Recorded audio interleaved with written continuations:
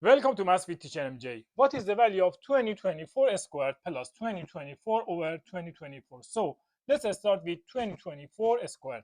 As you know, a squared equals a times a. So 2024 squared equals 2024 times 2024 plus 2024 over 2024. But what is the next step?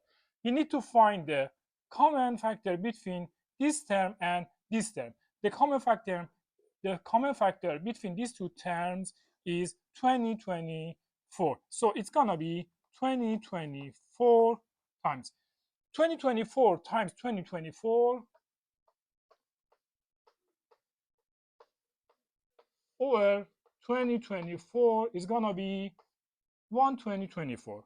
So let me write it here. Plus this 2024 divided by 2024 equals 1. I write it here over 2024. What is the next step? This 2024 and this 2024 cancel off. What is the answer? 2024 plus 1. So it's gonna be 2025. Wishing you a best fun.